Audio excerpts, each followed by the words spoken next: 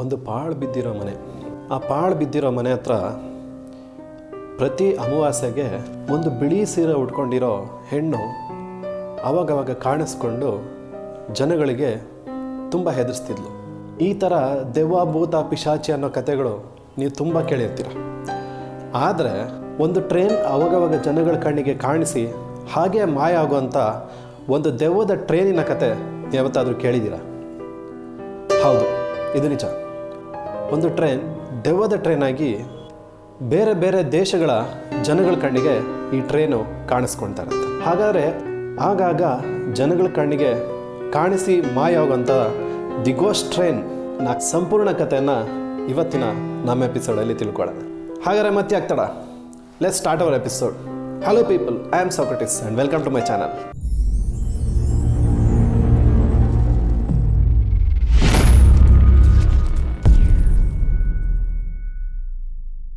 ಸಾವಿರದ 1911 ರೋಮ್ ನಗರದಲ್ಲಿ ಜನಗಳ ಪ್ರವಾಸಕ್ಕಂತಲೇ ಒಂದು ಹೊಸ ಟ್ರೈನ್ನ ತಯಾರು ಮಾಡಿದರು. ಒಂದು ಇಂಜಿನ್ ಮತ್ತು 3 ಬೋಗಿಗಳಿಂದ ಕೂಡಿದಂಥ ಈ ಟ್ರೈನ್ ನೋಡೋದಕ್ಕೆ ತುಂಬ ಸುಂದರವಾಗಿತ್ತು. ಹಾಗೆ ಸೈಟ್ ಸೀಯಿಂಗ್ಗೋಸ್ಕರ ಅಂತಲೇ ಮಾಡಿದ್ದ ಈ ಟ್ರೈನ್ಗೋಸ್ಕರ ಒಂದು ಬೆಟ್ಟದ ಮೇಲೆ ರೈಲು ಕಂಬಿಗಳನ್ನ ಕೂಡ ಹಾಕಿದರು. ಹಾಗೆ ಆ ಬೆಟ್ಟದಲ್ಲಿ ಒಂದು ಸುರಂಗ ಕೊರೆಯಲಾಗಿತ್ತು. ಸರಿಸುಮಾರು 1 ಕಿಲೋಮೀಟರ್ ದೂರ ಇತ್ತು. ಆ ಸುರಂಗ ಆ ಕಾಲದಲ್ಲೇ ಮಾಡಿದಂಥ ಅತಿ ದೊಡ್ಡ ಸುರಂಗವಾಗಿತ್ತು. ಸೊ ಅದಕ್ಕೋಸ್ಕರ ಅಂತಲೇ ತುಂಬ ಜನ ಸೈಟ್ ಸೀಯಿಂಗ್ಗೋಸ್ಕರ ತುಂಬ ಖುಷಿಯಲ್ಲಿ ಆ ಟ್ರೈನ್ನ ಹತ್ತೋದಕ್ಕೆ ಮತ್ತು ನೋಡೋದಕ್ಕೆ ಅಲ್ಲಿ ಬಂದು ಸೇರಿದರು. ಆ ಟ್ರೈನ್ನ ಹೆಸರು ಜೆನೆಟ್ಟಿ. ಈ ಜೆನೆಟ್ಟಿ ಟ್ರೈನ್ನ ಪ್ರಯಾಣಿಕರು ಆವತ್ತಿನ ದಿನ ತುಂಬ ಸಂತೋಷದಲ್ಲಿ ಒಳ್ಳೆ ಡ್ರೆಸ್ ಮಾಡಿಕೊಂಡು ಲಗೇಜ್ಗಳನ್ನ ತಗೊಂಡು ಆವತ್ತಿನ ದಿನ ಜನ ಆ ಟ್ರೈನ್ನ ಹತ್ತಿದ್ರು. ಹಾಗೆ ತುಂಬ ಜನ ಆ ಟ್ರೈನ್ನ ನೋಡೋದಕ್ಕೋಸ್ಕರನೂ ಬಂದಿದ್ರು. ಸರಿ ಅಂದ್ಕೊಂಡಂಗೆ ನಿಗದಿಯಾದಂಥ ಟೈಮ್ ಸರಿಯಾಗಿ ಆ ಟ್ರೈನ್ ಹೊರಡೋದಕ್ಕೆ ಸಿದ್ಧವಾಯಿತು. ಟ್ರೈನ್ ಗಾರ್ಡ್ ಹಸಿರು ನಿಶಾನೆ ತೋರಿಸ್ತಿದ್ದ ಹಾಗೆ ಟ್ರೈನ್ ಹೋಗೋದಕ್ಕೆ ಪ್ರಾರಂಭ ಆಯಿತು. ಟ್ರೈನ್ ಹೊರಡ್ತು. ಜನಗಳೆಲ್ಲ ತುಂಬ ಖುಷಿಯಾಗಿ ಚಪ್ಪಾಳೆ ತಟ್ಟಿ ಎಂಜಾಯ್ ಮಾಡ್ತಿದ್ದಾರೆ. ಸೊ ಟ್ರೈನ್ ಹೊರಡ್ತಾ ಇದೆ, ಜನಗಳೆಲ್ಲ ನೋಡ್ತಿದ್ದಾರೆ. ಹೋಗ್ತಾ ಹೋಗ್ತಾ ಟ್ರೈನ್ ಬೆಟ್ಟದ ಮೇಲೆ ಕೂಡ ಹೋಯಿತು. ತುಂಬ ಹಸಿರಿನಿಂದ ಕೂಡಿದಂಥ ಆ ಬೆಟ್ಟ ಮತ್ತು ಆ ಬೆಟ್ಟದ ಮೇಲೆ ಹೋಗದಂಥ ಟ್ರೈನ್ ನೋಡೋದಕ್ಕೆ ತುಂಬ ಸುಂದರವಾಗಿ ಕಾಣಿಸ್ತಾ ಇತ್ತು. ಎಲ್ಲ ಜನ ಆ ಸುಂದರನೇ ಸವಿತಾ ಇದ್ರು. ಆ ಟ್ರೈನ್ ಹೋಗ್ತಾ ಹೋಗ್ತಾ ಸುರಂಗದೊಳಗಡೆ ಹೋದ ತಕ್ಷಣ ಜನಗಳೆಲ್ಲ ಕೇಕೆ ಹಾಕಿ ಶಿಳ್ಳೆ ಹೊಡೆದು ಚಪ್ಪಾಳೆ ತಟ್ಟಿ ಅವ್ರ ಸಂತೋಷನ ವ್ಯಕ್ತಪಡಿಸಿದ್ರು. ಹಾಗೆ ನೋಡ್ತಾ ಇದ್ರು. ಸುರಂಗದೊಳಗಡೆ ಟ್ರೈನ್ ಹೋಯಿತು. 5 ನಿಮಿಷ ಆಯಿತು, 10 ನಿಮಿಷ ಆಯಿತು, 20, ಅರ್ಧ, 1 ಗಂಟೆ, 2 ಗಂಟೆ ಆದರೂ ಸುರಂಗದೊಳಗಡೆ ಹೋದಂಥ ಟ್ರೈನ್ ಹೊರಗಡೆ ಬರಲೇ ಇಲ್ಲ. ಜನಗಳು ತುಂಬ ಆಶ್ಚರ್ಯಚಕಿತರಾದರು. ಟ್ರೈನ್ ಯಾಕೆ ಹೊರಗೆ ಬರಲಿಲ್ಲ ಅಂತ. ಸೊ ಆಗಲೇ ಎಚ್ಚೆತ್ಕೊಂಡಂಥ ಆ ಟ್ರೈನ್ನ ಅಧಿಕಾರಿಗಳೇನಿದ್ರು ಎಲ್ಲರೂ ತಮ್ಮ ಟಾರ್ಚ್ಗಳನ್ನ ಹಾಗೂ ಎಲ್ಲ ಸಲಕರಣೆಗಳನ್ನ ಹಿಡ್ಕೊಂಡು ಟ್ರೈನ್ ಏನೋ ಒಳಗಡೆ ಕೆಟ್ಟೋಗಿರ್ಬೋದು ಅಂತ ಹೇಳಿ ಸುರಂಗದೊಳಗಡೆ ನೋಡೋದಕ್ಕೆ ಅಂತ ಹೋದರು. ಅಧಿಕಾರಿಗಳು ಸುರಂಗದೊಳಗಡೆ ಹೋಗ್ತಾ ಇದ್ದಾರೆ. ಕತ್ತಲು, ಒಳಗಡೆ ಹೋಗ್ತಾನೆ ಇದ್ದಾರೆ. ಹಾಗೆ ಸ್ವಲ್ಪ ಹೊತ್ತಿನಲ್ಲೇ ಸುರಂಗದ ಇನ್ನೊಂದು ಕಡೆಯಿಂದ ಅಧಿಕಾರಿಗಳು ಆಚೆ ಬಂದರು. ಆದರೆ ಆ ಟ್ರೈನ್ ಆ ಜನಗಳ ಕಣ್ಣಿಗೆ ಯಾರ ಕಣ್ಣಿಗೂ ಕಾಣಿಸ್ಲಿಲ್ಲ. ಅವ್ರಿಗೆ ತುಂಬ ಆಶ್ಚರ್ಯ ಆಯಿತು. ಯಾಕೆ ಅಂದರೆ ಇದ್ದಿದ್ದಂಥ ಒಂದೇ ಸುರಂಗ. ಆ ಸುರಂಗದ ಇನ್ನೊಂದು ಬದಿಯಿಂದ ಇನ್ನೊಂದು ಹಳಿ ಇರಲಿಲ್ಲ, ಇನ್ನೊಂದು ದಾರಿ ಇರಲಿಲ್ಲ. ಹಾಗಾದರೆ ಈ ಟ್ರೈನ್ ಎಲ್ಲೂ ಹೋಯ್ತು? ಎಲ್ಲರಿಗೂ ಆಶ್ಚರ್ಯ. ಸೊ ಹಾಗೆ ತುಂಬ ಹೊರತು ಸರ್ಚ್ ಮಾಡಿ ಇನ್ನೇನು ಸಿಗಲಿಲ್ಲ ಅಂತ ಹೇಳಿ ವಾಪಸ್ ಆಗ್ತಾರೆ. ಅಧಿಕಾರಿಗಳು ಸ್ಟೇಷನ್ಗೆ ವಾಪಸ್ಸಾದಾಗ ಅವರು ತುಂಬ ತಲೆ ಕೆಡಿಸ್ಕೊಂಡು ಕೂತಾಗ ಅವ್ರಿಗೆ ಸಣ್ಣ ಪುಟ್ಟ ಗಾಯಗಳಿಂದ 2 ವ್ಯಕ್ತಿಗಳು ಕಾಣಿಸ್ಕೋತಾರೆ. ಈ 2 ವ್ಯಕ್ತಿಗಳು ಅವರೇ ಬಂದು ನಾವು ಆ ಟ್ರೈನ್ನ ಪ್ರಯಾಣಿಕರು ಅಂತ ಹೇಳ್ಕೊತಾರೆ. ಆಗ ಆ ಅಧಿಕಾರಿಗಳಿಗೆ ಅಲ್ಲಿರೋ ಜನಗಳಿಗೆಲ್ಲರಿಗೂ ಕುತೂಹಲ, ಏನಾಯಿತು, ಆ ಟ್ರೈನಿಗೆ ಏನಾಯಿತು, ನೀವು ಯಾಕೆ ಬಂದುಬಿಟ್ರಿ ವಾಪಸ್ಸು ಅಂತ.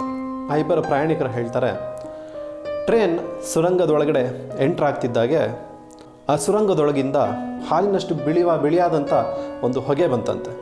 ಸೊ ಹೊಗೆ ಬಂದು ಟ್ರೈನ್ ಆ ಹೊಗೆ ಒಳಗಡೆ ಎಳ್ಕೊಂಡ ಹಾಗೆ ಇವ್ರಿಗೆ ಕಾಣಿಸ್ತಂತೆ. ಅದನ್ನ ನೋಡಿ ತುಂಬ ಭಯಪಟ್ಟಂಥ ಒಬ್ಬ ವ್ಯಕ್ತಿ ಆ ಟ್ರೈನ್ನ ಗ್ಲಾಸ್ನ ಪುಡಿ ಮಾಡಿ ಆಚೆ ಎಗರ್ಕೋತಾನೆ. ಅವನು ಎಗರ್ಕೊಂಡಾಗ ನೋಡ್ಕೊತಾನೆ ಈ ಕಡೆ ಇನ್ನೊಬ್ಬ ಕೂಡ ಪ್ರಯಾಣಿಕ ಎಗರಿದ್ದನ್ನು. ಹಾಗಾಗಿ ಅವ್ರು ಹೇಳಿದ ಪ್ರಕಾರ ಒಂದು ಬಿಳಿ ಹೊಗೆ ಆ ಟ್ರೈನ್ನ ನುಂಗ್ಬಿಡ್ತು ಅಂತ ಅವರಿಬ್ಬರು ಪ್ರಯಾಣಿಕರು ಹೇಳ್ತಾರೆ. ಈ ಘಟನೆ ಎಲ್ಲ ನ್ಯೂಸ್ ಪೇಪರ್ಗಳು ಕೂಡ ಪ್ರಿಂಟ್ ಆಗುತ್ತೆ. ಪ್ರಿಂಟ್ ಆದಮೇಲೆ ಇಡೀ ದೇಶದ ಜನ, ಅಧಿಕಾರಿಗಳು ಎಷ್ಟೋ ದಿನಗಳು ತನಿಖೆ ನಡೆಸಿ ಕೊನೆಗೆ ಆ ಟ್ರೈನ್ ಅವ್ರಿಗೆ ಎಲ್ಲೂ ಕಾಣಿಸೋದಿಲ್ಲ. ಹಾಗಾಗಿ ಗೋಸ್ಟ್ ಟ್ರೈನ್ ಅನ್ನೋ ಹೆಸರನ್ನ ಈ ಟ್ರೈನ್ಗಿಟ್ಟು ಎಲ್ಲರೂ ಶಾಂತವಾಗ್ತಾರೆ. ಹಾಗೆ ಜನಗಳ ಬಾಯಲ್ಲಿ ಈ ಟ್ರೈನ್ನ ಬಗ್ಗೆ ಹೊಸ ಹೊಸ ವಿಚಿತ್ರ ಕಥೆಗಳು ಹುಟ್ಕೊಳ್ಳೋಕ್ಕೆ ಪ್ರಾರಂಭ ಆಯಿತು. ಆದರೆ ಯಾರಿಗೂ ಆ ಟ್ರೈನ್ಗೆ ಏನಾಯಿತು ಅಂತ ಸರಿಯಾಗಿ ಕನ್ಕ್ಲೂಷನ್ ಕೊಡೋಕ್ಕಾಗಲಿಲ್ಲ. ವರ್ಷಗಳು ಕಳೀತಾ ಆ ಟ್ರೈನ್ ಮೇಲೆ ಇದ್ದಂಥ ಆಗ 1926ರಲ್ಲಿ ಅಂದರೆ ಈ ಟ್ರೈನ್ ಕಾಣೆಯಾಗಿ ಸುಮಾರು 15 ವರ್ಷಗಳಾದಮೇಲೆ ಆ ಟ್ರೈನ್ನ ಪ್ರಯಾಣಿಕರ ಸಂಬಂಧಿ ಆದಂಥ ಒಬ್ಬನಿಗೆ ಒಂದು ಫೈಲ್ ಸಿಗತ್ತೆ. ಇದು ಆರ್ಕೈವ್ ಅಂದರೆ ಎಷ್ಟೋ ವರ್ಷಗಳಿಂದ ಬಚ್ಚಿಟ್ಟಂಥ ಒಂದು ಫೈಲ್. ಸೊ ಆ ಫೈಲಲ್ಲಿ ಅವನು ಹಾಗೆ ತೆಗೆದು ಓದ್ತಾ ಹೋಗ್ತಾನೆ. ಆ ಫೈಲಲ್ಲಿ ಹೀಗಿತ್ತು: 1845ರಲ್ಲಿ ಮೆಕ್ಸಿಕೋ ನಗರದ ಒಂದು ಹುಚ್ಚಾಸ್ಪತ್ರೆಗೆ 104 ಜನ ಅಡ್ಮಿಟ್ ಆಗ್ತಾರೆ. 104 ಜನ ಎಲ್ಲಿಂದ ಬಂದರು, ಇವರು ಯಾತಕ್ಕಾಗಿ 104 ಜನನೂ ಒಂದೇ ಸಲ ಅಡ್ಮಿಟ್ ಆದರು ಅಂತ ಯಾರಿಗೂ ಗೊತ್ತಾಗಲಿಲ್ಲ. ಆದರೆ ಆ 104 ಜನನೂ ಒಂದೇ ರೀತಿಯಾದಂಥ ಬಟ್ಟೆ ಧರಿಸಿದ್ರು. ಹಾಗೆ ಆ 104 ಜನರ ಮಾತು ಕೂಡ ಒಂದೇ ಆಗಿತ್ತು. ಆಸ್ಪತ್ರೆಯ ವೈದ್ಯರು, ತನಿಖಾಧಿಕಾರಿಗಳು ಕೇಳ್ತಾರೆ, ನೀವೆಲ್ಲ ಎಲ್ಲಿಂದ ಬಂದ್ರಿ ಅಂತ. ಅವರೆಲ್ಲ ಹೇಳ್ತಾರೆ, ನಾವೆಲ್ಲ ಇಟಲಿಯವರು, ರೋಮ್ನಿಂದ ಹೊರಟಂಥ ಟ್ರೈನಲ್ಲಿ ನಾವು ಹತ್ಕೊಂಡ್ವಿ, ಆ ಟ್ರೈನಲ್ಲಿ ನಾವು ಮೆಕ್ಸಿಕೋಗೆ ಬಂದ್ರಿ ಅಂತ. ಅಲ್ಲಿರೋ ಅಧಿಕಾರಿಗಳಿಗೆ ತುಂಬ ಆಶ್ಚರ್ಯ ಆಯಿತು. ಯಾಕೆ ಅಂದರೆ ರೋಮ್ನಿಂದ ಮೆಕ್ಸಿಕೋಗೆ ಸುಮಾರು 10,234 ಕಿಲೋಮೀಟರ್ಗಳಿದ್ದಾವೆ. ಹಾಗೆ ರೋಮ್ನಿಂದ ಮೆಕ್ಸಿಕೋ ಮಧ್ಯದಲ್ಲಿ ಒಂದು ದೊಡ್ಡ ಸಮುದ್ರ ಇದೆ. ಸೊ ಟ್ರೈನ್ನಲ್ಲಿ ಯಾರೂ ಬರೋಕ್ಕೆ ಸಾಧ್ಯ ಇಲ್ಲ. ಹಾಗೆ ಅವರ ಬಟ್ಟೆಗಳು ಮತ್ತು ಅವ್ರ ಮಾತುಗಳೆಲ್ಲ ಒಂದೇ ಆಗಿರೋದ್ರಿಂದ ಮೋಸ್ಟ್ಲಿ ಇವ್ರು ಕನ್ಫ್ಯೂಸ್ ಮಾಡ್ಕೊಂಡಿರ್ಬೋದು ಅಂತ ಹೇಳಿ ಮೆಕ್ಸಿಕೋಗೆ ಬಂದಂಥ ಎಲ್ಲ ಹಡಗುಗಳ ಲಿಸ್ಟ್ಗಳನ್ನ ತೆಗೆದು ನೋಡ್ತಾರೆ. ಅದರಲ್ಲಿ ಯಾವೊಂದರಲ್ಲೂ ಈ 104 ಜನರದ ಹೆಸರಿರಲಿಲ್ಲ. ಹಾಗಾದರೆ ಈ 104 ಜನ ಎಲ್ಲಿಂದ ಬಂದರು? ಎಲ್ಲರಿಗೂ ತಲೆ ಕೆಟ್ಟು ಆ ಕೇಸ್ನ ಮುಗಿಸ್ಬಿಟ್ರು. ಅದಾದಮೇಲೆ ಕೇಸ್ ಏನಾಯಿತು ಅಂತ ಫೈಲಲ್ಲಿ ಕೂಡ ಇರಲಿಲ್ಲ. ನಿಮ್ಗೊಂದು ಡೌಟ್ ಬಂದಿರಬೇಕಲ್ಲ? ಕರೆಕ್ಟ್. ಆ ಫೈಲ್ನ ಓದಿದಂಥ ವ್ಯಕ್ತಿಗೂ ಕೂಡ ಇದೇ ಡೌಟ್ ಬಂತು. ಅಂದರೆ 1911ರಲ್ಲಿ ಮಾಯ ಆದಂಥ ಆ ಟ್ರೈನ್ ಏನಿತ್ತು, ಟೈಮ್ ಟ್ರಾವೆಲ್ ಮಾಡಿ, ಅಂದರೆ ಕಾಲ ಪ್ರಯಾಣ ಮಾಡಿ ಸಮಯದಲ್ಲಿ ಹಿಂದೆ ಹೋಗಿದೆ. ಅಂದರೆ ಹತ್ರ 66 ವರ್ಷ ಹಿಂದೆ ಈ ಟ್ರೈನ್ ಟೈಮ್ ಟ್ರಾವೆಲ್ ಮಾಡಿದೆ ಅಂತ. ಅಲ್ಲಿಗೆ ಎಲ್ಲರೂ ಒಂದು ಕನ್ಕ್ಲೂಷನ್ ಬರ್ತಾರೆ. ಏನು ಅಂದರೆ ಈ ಟ್ರೈನ್ ಇದ್ದಕ್ಕಿದ್ದಾಗೆ ಟೈಮ್ ಟ್ರಾವೆಲ್ ಮಾಡಿ ಸಮಯದಲ್ಲಿ ಹಿಂದೆ ಹೋಗಿ ಮೆಕ್ಸಿಕೋಗೆ ಹೋಗಿದೆ. ಅದರಲ್ಲಿದ್ದಂಥ ಪ್ರಯಾಣಿಕರು ಹೇಳಿದ ಕಥೆನ ಆ ಮೆಕ್ಸಿಕೋ ಜನ ಯಾರು ನಂಬ್ದಿರ ಅವರೆಲ್ಲರನ್ನೂ ಹುಚ್ಚಾಸ್ಪತ್ರೆಗೆ ಅಡ್ಮಿಟ್ ಮಾಡಿದ್ರು ಅಂತ. ಹಾಗೆ ಇನ್ನೊಂದು ಕುತೂಹಲಕಾರಿ ವಿಷಯ ಏನಂದರೆ, ಆ ಆಸ್ಪತ್ರೆಯಲ್ಲಿ ಇದ್ದಂಥ 104 ಜನರಲ್ಲಿ ಒಬ್ಬ ಪ್ರಯಾಣಿಕನ ಹತ್ರ ಒಂದು ಸಿಗರೆಟ್ ಬಾಕ್ಸ್ ಇತ್ತಂತೆ. ಸೊ ಸಿಗರೆಟ್ ಬಾಕ್ಸ್ ಮೇಲೆ ಮ್ಯಾನುಫ್ಯಾಕ್ಚರ್ಡ್ ಇಯರ್ ಬಂದು 1907 ಅಂತ ಪ್ರಿಂಟ್ ಆಗಿತ್ತಂತೆ. ಅದನ್ನು ನೋಡಿ ತುಂಬ ಆಶ್ಚರ್ಯಪಟ್ಟಂಥ ಅಲ್ಲಿನ ವೈದ್ಯರು ಮತ್ತು ಅಧಿಕಾರಿಗಳು ಆ ಸಿಗರೆಟ್ ಬಾಕ್ಸ್ನ ಮೆಕ್ಸಿಕೋನ ಒಂದು ಮ್ಯೂಸಿಯಮಲ್ಲಿ ಇಡ್ತಾರೆ.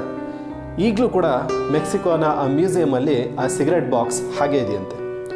ಸೊ ಅಂದರೆ ಇದರಿಂದ ಒಂದು ಕನ್ಫರ್ಮ್ ಆಯಿತು, 1911ರಲ್ಲಿ ಮಾಯ ಆದಂಥ ಆ ಟ್ರೈನ್ ಏನಿದೆ ಅದು ಟೈಮ್ ಟ್ರಾವೆಲ್ ಮಾಡಿ ಸಮಯದಲ್ಲಿ ಹಿಂದೆ ಹೋಗಿ ಮೆಕ್ಸಿಕೋ ನಗರದಲ್ಲಿ ಕಾಣಿಸ್ಕೊಂಡಿದೆ ಅಂತ. ಆಗ ಜನಗಳ ಮನಸ್ಸಲ್ಲಿ ಒಂದು ಡೌಟ್ ಬರುತ್ತೆ, ಇದ್ದಕ್ಕಿದ್ದಂಗೆ ಈ ಟ್ರೈನ್ ಟೈಮ್ ಟ್ರಾವೆಲ್ ಹೇಗೆ ಮಾಡ್ತು ಅಂತ. ಕೆಲವರು ಹೇಳ್ತಾರೆ, ಟ್ರೈನ್ನ ಮತ್ತು ಹಾಗೆ ಆ ಕಂಬಿಯ ಎರಡರ ಮಧ್ಯೆ ನಡೆದಂಥ ಫ್ರಿಕ್ಷನ್ನಿಂದ ಮ್ಯಾಗ್ನೆಟಿಕ್ ಫೀಲ್ಡ್ ಡಿಸ್ಟರ್ಬ್ ಆಗಿ ಈ ಟ್ರೈನ್ ಒಂದು ಟೈಮ್ ಲೂಪ್ನ ಕ್ರಿಯೇಟ್ ಮಾಡಿ ಅದರೊಳಗಡೆ ಹೋಗಿದೆ ಅಂತ. ಅವಾಗ ಎಲ್ಲರೂ ಹೇಳಿದ್ರು, ಎಲ್ಲ ಟ್ರೈನ್ಗಳನ್ನು ರೈಲ್ವೆ ಕಂಬಿ ಮೇಲೆ ಹೋಗ್ತಾ ಇದೆ, ಎಲ್ಲ ಟ್ರೈನ್ಗಳಿಗೂ ಆಗದೆ ಇರೋವಂಥದ್ದು ಈ ಟ್ರೈನಿಗೆ ಮಾತ್ರ ಯಾಕಾಯಿತು ಅಂತ. ಆಗ ಸೈಂಟಿಸ್ಟ್ಗಳ ಹತ್ರ ಇನ್ನೊಂದು ಆನ್ಸರ್ ಇತ್ತು. ಅದೇನು ಅಂದರೆ, ಆ ಟ್ರೈನ್ ಪ್ರಯಾಣ ಮಾಡೋ ಟೈಮ್ ಕರೆಕ್ಟಾಗಿ ಆ ಬೆಟ್ಟದ ಕೆಳಗೆ ಮೋಸ್ಟ್ಲಿ ಭೂಕಂಪ ಆಗಿ ಅದು ಅರ್ತ್ ಕ್ರಸ್ಟ್ನ ಅಲ್ಲಾಡಿಸಿದ್ರಿಂದ ಆ ಗುಹೆ ಒಳಗಡೆ ಇದ್ದಂಥ ಮ್ಯಾಗ್ನೆಟಿಕ್ ಫೀಲ್ಡ್ ಫುಲ್ ಡಿಸ್ಟರ್ಬ್ ಆಗಿ ಒಂದು ಟೈಮ್ ಲೂಪ್ನ ಕ್ರಿಯೇಟ್ ಮಾಡಿ ಈ ಟ್ರೈನ್ ಅದರೊಳಗಡೆ ಹೋಗಿದೆ ಅಂತ. ಸೊ ಎಲ್ಲರಿಗೂ ಈ ಆನ್ಸರ್ ಸ್ವಲ್ಪ ನಂಬೋ ಥರ ಇದ್ದು ಎಲ್ಲರೂ ಈ ಗೋಸ್ಟ್ ಟ್ರೈನ್ನ ಟೈಮ್ ಟ್ರಾವೆಲ್ ಟ್ರೈನ್ ಅಂತ ನಂಬಿದ್ರು. ಹಾಗೆ ಈ ಕತೆ ಇಲ್ಲಿಗೆ ನಿಲ್ಲಿಲ್ಲ. ಆ ಟ್ರೈನ್ ಒಂದೇ ಸಲ ಸಮಯದಲ್ಲಿ ಹಿಂದೆ ಹೋಗಲಿಲ್ಲ. ಸೊ ಅಲ್ಲಿ ಕ್ರಿಯೇಟ್ ಆದಂಥ ಟೈಮ್ ಲೂಪ್ ಏನಿದೆ, ಆ ಟೈಮ್ ಲೂಪ್ನ ಕಾರಣದಿಂದಾಗಿ ಈ ಟ್ರೈನ್ ಸಮಯದಲ್ಲಿ ಹಿಂದೆ ಮುಂದೆ ಓಡಾಡಿದೆ. ಇದಕ್ಕೆ ಆಧಾರ ಏನು ಅಂದರೆ, ಈ ಟ್ರೈನ್ನ ಬೇರೆ ಬೇರೆ ಕಾಲಘಟ್ಟಗಳಲ್ಲಿ ಈ ಟ್ರೈನ್ ಜನಗಳ ಕಣ್ಣಿಗೆ ಕಾಣಿಸಿದೆ. ಅದು ಒಂದೇ ಜಾಗದಲ್ಲ, ರಷ್ಯಾ, ಜರ್ಮನಿ, ಇಟಲಿ, ರೊಮ್ಯಾನಿಯಾ ಹಾಗೆ ಭಾರತದಲ್ಲಿ ಕೂಡ ಈ ಟ್ರೈನ್ ಎಷ್ಟೋ ಜನರ ಕಣ್ಣಿಗೆ ಕಾಣಿಸಿದೆ. ಸೊ ಅವ್ರು ಹೇಳೋ ಪ್ರಕಾರ ಈ ಟ್ರೈನ್ಗೆ ಒಂದು ಇಂಜಿನ್ ಹಾಗೆ 3 ಬೋಗಿಗಳಿಂದ ಕೂಡಿದಂಥ ಈ ಒಂದು ಟ್ರೈನ್ ಎಲ್ಲಿಂದನೋ ಇದ್ದಕ್ಕಿದ್ದಂಗೆ ಪ್ರತ್ಯಕ್ಷ ಆಗಿ ಹಾಗೆ ಹೋಗ್ತಾ ಹೋಗ್ತಾ ಮಾಯ ಆಗ್ತಾ ಇದೆಯಂತೆ. ಹಾಗೆ ಈ ಟ್ರೈನ್ನ ಇಂಜಿನಲ್ಲಿ ಏರೋ ಡ್ರೈವರ್ ಇರೋದಿಲ್ಲಂತೆ. ಹಾಗೆ ಈ ಟ್ರೈನ್ ಹೋಗಬೇಕಾದ್ರೆ ಯಾವುದೇ ಕಂಬಿಗಳಿಲ್ದಿರ ಕೂಡ ಈ ಟ್ರೈನ್ ಕಾಣಿಸ್ಕೊಂಡು ಹಾಗೆ ಮಾಯ ಆಗ್ತಾ ಇದೆಯಂತೆ. ಹಾಗಾಗಿ ಇದಕ್ಕೆ ಗೋಸ್ಟ್ ಟ್ರೈನ್ ಅಂತ ಹೆಸರಿಟ್ಟಿದ್ದಾರೆ. ಒಂದ್ಸಲ 1991ರಲ್ಲಿ ಈ ಕತೆ ಗೊತ್ತಿದ್ದಂಥ ಒಬ್ಬ ಪ್ಯಾರಾನಾರ್ಮಲ್ ಆಕ್ಟಿವಿಸ್ಟ್ಗೆ ಈ ಟ್ರೈನ್ ಅವನ ಕಣ್ಣು ಮುಂದೆ ಕಾಣಿಸ್ಕೊಂತಂತೆ. ಎಲ್ಲಿಂದನೋ ಈ ಟ್ರೈನ್ ಇದ್ದಕ್ಕಿದ್ದಂಗೆ ಬಂದಿದ್ದನ್ನು ನೋಡಿ ಏನೂ ಯೋಚನೆ ಮಾಡಿದಿರ ಈ ವ್ಯಕ್ತಿ ಅದರ ಮೇಲೆ ಎಗರ್ಬಿಡ್ತಾನೆ. ಆ ಟ್ರೈನ್ ಮೇಲೆ ಎಗರದಂಥ ಈ ವ್ಯಕ್ತಿ ಕೂಡ ನಾಪತ್ತೆ ಆದ. ಸೊ ಆವಾಗಿಂದ ಈ ವ್ಯಕ್ತಿ ಕೂಡ ನಾಪತ್ತೆ ಆಗಿದ್ದಾನೆ. ಹಾಗಾಗಿ ಕೆಲವರಿಗೆ ಇದು ಆಗಾಗ ಕಾಣಿಸೋಂಥ ಗೋಸ್ಟ್ ಟ್ರೈನ್ ಆದರೆ ಕೆಲವರಿಗೆ ಇದು ಟೈಮ್ ಟ್ರಾವೆಲಿಂಗ್ ಮೆಷಿನ್. ಸೊ ಹಾಗೆ ಇನ್ನೂ ಕೆಲವರ ಪ್ರಕಾರ ಇದು ಪ್ಯಾರಲಲ್ ಯೂನಿವರ್ಸಿಂದ ಬಂದಂಥ ಟ್ರೈನ್ ಅಂತ ಅವರ ವಾದ. ಸೊ ಎಷ್ಟೇ ವಾದ ಏನೇ ಇರಲಿ, ಯಾರು ಏನೇ ಹೇಳಲಿ, ಈ ಟ್ರೈನ್ ಮಾತ್ರ ಮಿಸ್ಟೀರಿಯಸ್ ಆಗಿ ಉಳಿದಿದೆ. ಈಗಲೂ ಆಗಾಗ ಈ ಟ್ರೈನ್ನ ನೋಡಿದವರು ಇದ್ದಾರೆ. ಹಾಗೆ ಎಷ್ಟೋ ಯೂಟ್ಯೂಬ್ ಚಾನೆಲ್ಗಳು ಈ ಟ್ರೈನ್ನ ಕಾಣಿಸಿದಂಥ ವಿಡಿಯೋಗಳನ್ನ ಕೂಡ ಪೋಸ್ಟ್ ಮಾಡಿದ್ದಾರೆ. ಅದರಲ್ಲಿ ಕೆಲವು ನಿಜ ಆಗಿರ್ಬೋದು, ಕೆಲವು ಸುಳ್ಳಾಗಿರ್ಬೋದು. ಆದರೆ ಜನಗಳ ಕಣ್ಣಿಗೆ ಕಾಣಿಸ್ತಾ ಇರೋಂಥ ಗೋಸ್ಟ್ ಟ್ರೈನ್ ಮಾತ್ರ ನಿಜಾನೇ. ಹಾಗೆ ಈ ಟ್ರೈನ್ ಮಾಯ ಆಗೋದಕ್ಕೆ ಕಾರಣ ಆದಂಥ ಆ ರೋಮ್ನ ಗುಹೆ ಏನಿತ್ತು, ಆ ಗುಹೆನ ಮುಚ್ಚಾಕಿದ್ರು. ಸೊ ಫ್ರೆಂಡ್ಸ್, ಇದು 104 ಪ್ರಯಾಣಿಕರ ಜೊತೆ ಮಾಯಾದಂಥ ಒಂದು ಗೋಸ್ಟ್ ಟ್ರೈನ್ನ ಕತೆ. ಸೊ ನೀವೇನು ಹೇಳ್ತೀರಾ? ಈ ಟ್ರೈನ್ ಗೋಸ್ಟ್ ಟ್ರೈನಾ, ಟೈಮ್ ಟ್ರಾವೆಲಿಂಗ್ ಮಿಷಿನಾ, ಅಥವಾ ಪ್ಯಾರಲಲ್ ಯೂನಿವರ್ಸಿಂದ ಬಂದಂಥ ಟ್ರೈನ್? ಕೆಳಗಡೆ ಕಮೆಂಟ್ ಸೆಕ್ಷನಲ್ಲಿ ಕಮೆಂಟ್ ಮಾಡಿ. ಹಾಗೆ ಈ ಟ್ರೈನ್ ಏನಾದರೂ ನಿಮ್ಮ ಕಣ್ಣಿಗೆ ಏನಾದ್ರು ಕಾಣಿಸ್ಕೊಂಡಿದೆಯಾ? ಕಮೆಂಟ್ ಮಾಡಿ. ಇದು ಇದ್ದಕ್ಕಿದ್ದಾಗೆ ಮಾಯ ಆದಂಥ ಒಂದು ಗೋಸ್ಟ್ ಟ್ರೈನ್ನ ಕತೆ ಆದರೆ, ಒಂದು ಪ್ಲೇನ್ ಹಾರಾಡ್ತಾ ಇದ್ದಕ್ಕಿದ್ದಂಗೆ ಮಾಯ ಆಯಿತು. ಇದೇನಪ್ಪ ಪ್ಲೇನ್ ಮಾಯ ಆಗಿರುವಂಥ ಕತೆಗಳನ್ನ ತುಂಬ ಕೇಳಿದ್ದೀವಿ. ಎಲ್ಲೆಲ್ಲೋ ಕ್ರ್ಯಾಶ್ ಆಗಿ ಬರ್ಮುಡಾ ಟ್ರಯಾಂಗಲಲ್ಲಿ ಇಂಥ ಪ್ಲೇಸ್ಗಳಲ್ಲಿ ಕಾಣೆಯಾದಂಥ ತುಂಬ ಪ್ಲೇನ್ಗಳನ್ನ ಕತೆಗಳನ್ನ ನಾವು ಕೇಳಿದ್ದೀವಿ ಅಂತ ನೀವು ಅಂದ್ಕೊಂಡಿರ್ಬೋದು. ಆದರೆ ಒಂದು ಪ್ಲೇನ್ ಹಾರಾಡ್ತಾ ಮಾಯ ಆಗಿ 37 ವರ್ಷಗಳಾದಮೇಲೆ ಬಂದು ಲ್ಯಾಂಡ್ ಆದರೆ ಹೇಗಿರುತ್ತೆ? ಹೌದು, ಇದು ನಡೆದಂಥ ಘಟನೆ.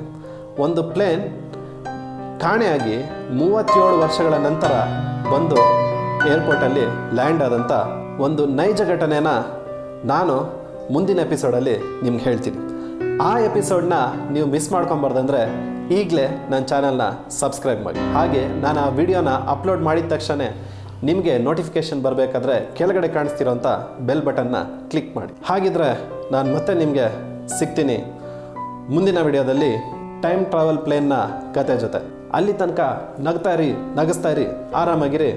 ಹಾಗೆ ಟ್ರೈನಲ್ಲಿ ಹೋಗೋದಕ್ಕೆ ಮಾತ್ರ ಭಯ ಪಡಬೇಡಿ.